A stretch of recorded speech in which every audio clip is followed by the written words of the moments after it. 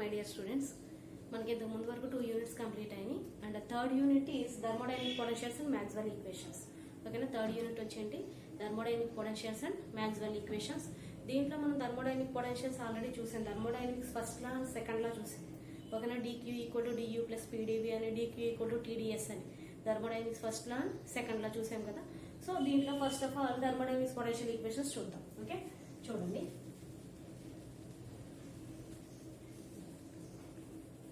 Thermodynamic potentials.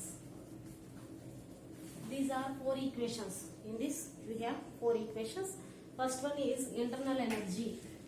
Internal energy. This is denoted by U. Internal energy దేంతో define చేస్తాం? U తో define చేస్తాం. ఓకేనా, internal energy U. And second one is Helmholtz function. Helmholtz function. This is denoted by F. దీన్ని F తో denote చేసుకుంటాం. ఓకేనా, F Helmholtz function. And third one is entropy. Entropy, దీన్ని entropy అంటాం. Third one. And fourth one is entropy వచ్చి మీకు H తో define చేసుకుంటాం. Entropy H. And Gibbs function. Fourth one is Gibbs function. And this is denoted by Z. These are 4 equations, potential, thermodynamic, potential equations. Okay na? First one is internal energy, and second one is Helmholtz function, and third one is entropy, and fourth one is Gibbs function. Okay? So ఇప్పుడు దీంట్లో మనం thermodynamics potentials లో thermodynamics first లా ఒకటి చూడాలి, అలాగే thermodynamics second లా ఒకటి చూడాలి. ఓకేనా, చూడండి. థర్మోడైనమిక్స్ ఫస్ట్ లా వచ్చేసరికి మనకి ఏంటి? థర్మోడైనమిక్స్ ఫస్ట్ లా మీకు ఆల్రెడీ ఇంతకుముందు చాలా క్లాసెస్ లో వచ్చింది. dq మనం total amount of heat dq తో డిఫైన్ చేసుకుంటాం కదా. dq equal to du plus dw. This is the thermodynamics first law. Okay, thermodynamics first law ఏంటి? dq equal to du plus dw. ఓకేనా, వేరే dq is the total amount of heat, du is the total internal energy, and dw is the total work done. ఓకేనా, total work done మనం ఎలా define చేసుకుంటాం? dw is equal to pdv అని చెప్పుకున్నాం మనం ఇంతకు ముందు క్లాసెస్ లో. ఓకేనా, dw ఈజ్ ఈక్వల్ టు ఏంటి? pdv. సో dw ప్లేస్ లో ఏం సబ్స్టిట్యూట్ చేసుకుంటాం మనం? pdv సబ్స్టిట్యూట్ చేసుకుంటాం. So dq is equal to ఏమవుతుంది? du plus pdv. This is the thermodynamics first law. Thermodynamics first law ఏంటి? dq equal to du plus pdv. ఓకేనా, అర్థమైంది కదా. Next second law. Thermodynamics second law వచ్చేసరికి మీకు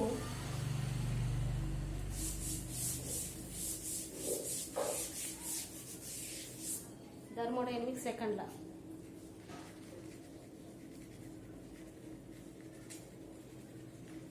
thermodynamics second law. Second law ఇది this is also denoted by dq, total amount of heat. Total amount of heat dq is equal to tds. dq equal to ఏంటి? tds. So this is first equation and this is second equation. Thermodynamics first law is equal to dq equal to du plus pdv, and second లో dq equal to tds. ఓకేనా, so ఈ రెండు equations నుంచి dq equal to కాబట్టి మనం ఏ equal చేయొచ్చు అంటే du plus pdv equal to tds చేసుకోవచ్చు. ఓకేనా, ఫ్రమ్ 1 and 2 ఈక్వేషన్స్ నుంచి. ఓకేనా, 1 and 2 ఈక్వేషన్స్ నుంచి చేసినప్పుడే మనం first total internal energy first topic ఏమని చెప్పాం మనం? Internal energy. ఫస్ట్ ఈక్వేషన్ ఏంటి? ఇంటర్నల్ ఎనర్జీ కదా, దాన్ని డిఫైన్ చేస్తాం. ఓకేనా, చూడండి అర్థమైంది కదా. Thermodynamics first law and second law. First equation ఏంటి? ఇంటర్నల్ ఎనర్జీని డిఫైన్ చేసుకోవచ్చు. Internal energy, this is denoted by U. Okay, internal ఎనర్జీని క్యాలిక్యులేట్ చేయాలి. దీనికి ఫస్ట్ థర్మోడైనమిక్స్ ఫస్ట్ లా నుంచి సెకండ్ లా నుంచి రెండు ఈక్వేషన్స్ ని తీసుకుంటాం. ఫస్ట్ ఈక్వేషన్ వచ్చింది మనకి du ప్లస్ pdv వచ్చింది కదా. ఈజ్ ఈక్వల్ టు ఏంటి? tds. ఎందుకంటే రెండు dq ఈక్వల్ టు కాబట్టి dq equal to du plus pdv and dq is equal to tds కాబట్టి du plus pdv is equal to ఏంటి? tds చేసుకోవచ్చు. దీని నుంచి ఇప్పుడు ఏం చేస్తామంటే du ఈక్వల్ టు ఇక్కడ ప్లస్ pdv ఉంది, పక్కన ఏమవుతుంది? మైనస్ pdv కదా. సో du ఈక్వల్ టు ఏమవుతుంది? tds minus pdv. ఓకేనా, సో ఇక్కడ u అనేది ఏంటి? ఇంటర్నల్ ఎనర్జీ కదా, మనం దీన్ని క్యాలిక్యులేట్ చేసుకుంటాం. సో du ఈక్వల్ టు ఏమొచ్చింది మనకి? tds plus minus pdv. tds minus pdv. ఇప్పుడు ఏం చేస్తామంటే మనం దీన్ని పార్షియల్ డిఫరెన్షియేట్ చేస్తాం.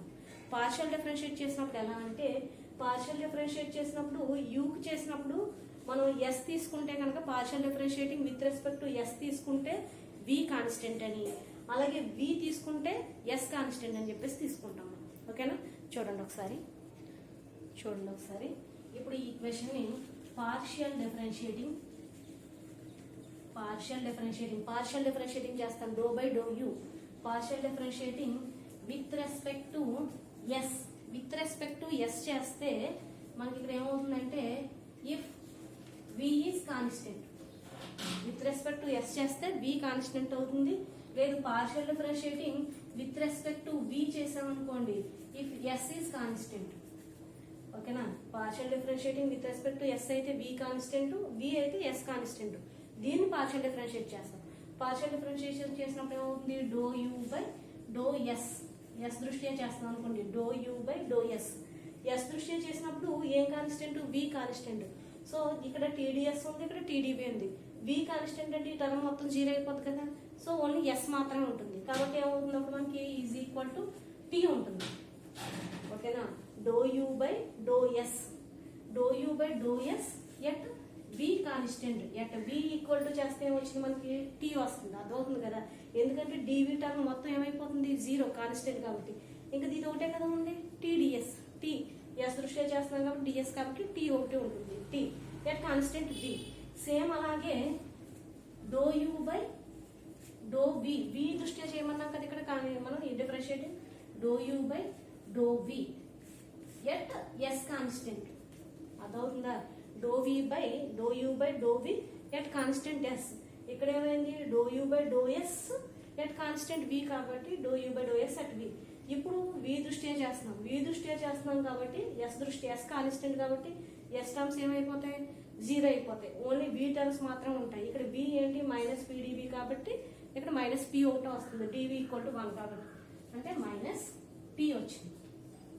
అర్థమైందా, మీకు స్టెప్ అర్థం చూసుకోండి ఒకసారి. Do U by do S దృష్ట్యా చేసినప్పుడు వి కాన్స్టెంట్, వి తీసుకుంటే కనుక వి టర్మ్స్ 0 అయిపోయి ఓన్లీ టీ టర్మ్ మాత్రమే ఉంటుంది డిఎస్ది. నెక్స్ట్ అలాగే ఏం చేస్తున్నాం do U by do V S constant తీసుకుంటే కనుక ఈ టర్మ్ మొత్తం ఏమైపోతుంది 0 అయిపోతుంది. డివి టర్మ్ ఏమవుతుంది మైనస్ పి వస్తుంది. ఓకేనా, చూడండి నెక్స్ట్. ఓకే, ఇప్పుడు చూడండి ఎంతవరకు వచ్చింది కదా. ఇప్పుడు ఏం చేస్తామంటే మనం డిఫరెన్షియేటింగ్ డియు డిఫరెన్షియేటింగ్ చేస్తాం. డియు డిఫరెన్షియేటింగ్ చేసుకుంటే కనుక పార్షియల్ డిఫరెన్షియేటింగ్ మనకి ఏమవుతుంది డో బై ఇక్కడ బి ఉంది కదా, డో బి దృష్ట్యా చేస్తాం. Do by do we of same ఇదే do U by do S at V is equal to. ఓకేనా, నెక్స్ట్ ఇది ఎస్ ఉంది కదా అంటే డో బై డో ఎస్. ఓకేనా, ఎస్ కాన్స్టెంట్ కాబట్టి డో బై డో ఎస్ దృష్ట్యా చేస్తాం. Do by do S at do U by do V at S. ఇది మామూలు. అదవుతుందా, ఇక్కడ వి కాన్స్టెంట్ కాబట్టి వి దృష్ట్యా డిఫరెన్షియేట్ చేస్తాను అంటే డో బై డో వి. అదవుతుందా, do by do V do U by do S at V same అదే రాశాను. ఇక్కడ ఎస్ కాన్స్టెంట్ కాబట్టి ఎస్ దృష్ట్యా చేస్తున్నాను డో బై డో ఎస్. ఇది మళ్ళీ మామూలే. ఓకేనా, ఇప్పుడు నెక్స్ట్ స్టెప్ లో ఏమవుతుందంటే do by do V into do by do V into do U by do S at V. Do U by do S at V equal ఎంత వచ్చింది మనకి టీ కదా. సో దీని ప్లేస్ లో ఏం రాసుకోవచ్చు మనం టీ రాసుకోవచ్చు. టీ ఇక్కడ వి కాబట్టి కాన్స్టెంట్ ఎస్, ఎందుకని వి అయితే కాన్స్టెంట్ ఏంటి ఎస్, అలాగే ఎస్ అయితే కాన్స్టెంట్ ఏంటి వి కదా. సో ఈజ్ ఈక్వల్ టు ఇక్కడ డో బై డో ఎస్ ఇది ఇలానే ఉంచాను. ఇక్కడ do U by do we at S equal to ఏంటి మైనస్ పి కదా. సో దీని ప్లేస్ లో ఏం రాసుకుంటాం మైనస్ పి ఎట్ కాన్స్టెంట్ ఇది ఎస్ కాబట్టి ఏమవుతుంది వి అవుతుంది. అదవుతుందా, ఈ స్టెప్ ఒకసారి చూసుకోండి. వి దృష్ట్యా డిఫరెన్షియేట్ చేశాం కాబట్టి ఇక్కడ do by do we of ఈ టర్మ్ మొత్తం రాసుకుంటాం.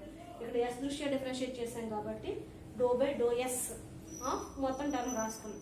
ఇప్పుడు ఏం చేస్తాం do by do we of do U by do yes at V equal to ఎంత మనకి టీ కదా. అందుకని దీని ప్లేస్ లో ఎంత రాసాం టీ రాసాం. డో బై డో వి ఇలాగే ఉంచి టీ రాసాం.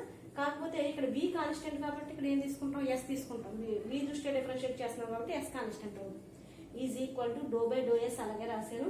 Do U by do we at S equal to ఏంటి మైనస్ పి కదా. సో దాని ప్లేస్లో ఏం రాశాను, దీని ప్లేస్లో -p రాశాను, దీని ప్లేస్లో t రాశాను. ఇక్కడ do S differentiating partial differentiating with respect to S చేశాను కాబట్టి v కాన్స్టెంట్ కాబట్టి ఇది అయింది. ఓకేనా. నెక్స్ట్ స్టెప్ చూడండి.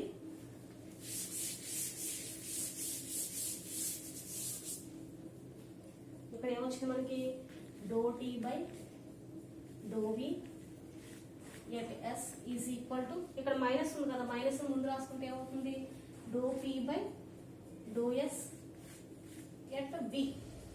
This is the total internal energy. ఓకేనా. అదేంటంట, okay, this is the Maxwell's first equation or internal energy. First equation potentials Maxwell equation అన్నాం కదా. So this is the Maxwell's first equation. This is the Maxwell's first equation. ఇక్కడతో ఇది complete అయింది. ఓకేనా. Maxwell's equations 4 equations అని చెప్పుకున్నాం కదా మనం.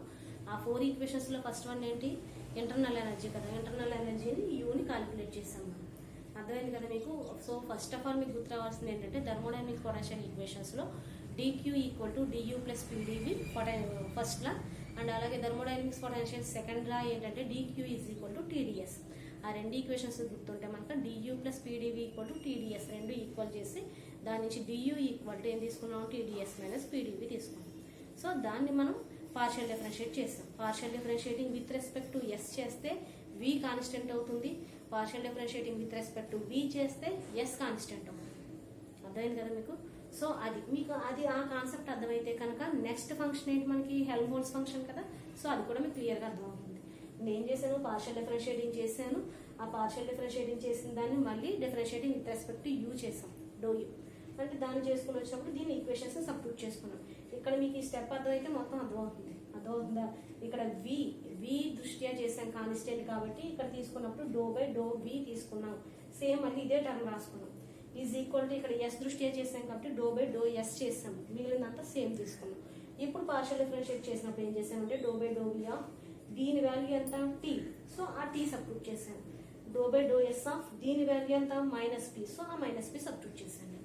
ఓకేనా. నెక్స్ట్ దాంట్లో మైనస్ కామన్ తీసాను. Do tea by do we at s v is equal to do tea by do we at s is equal to minus do P by do yes at we.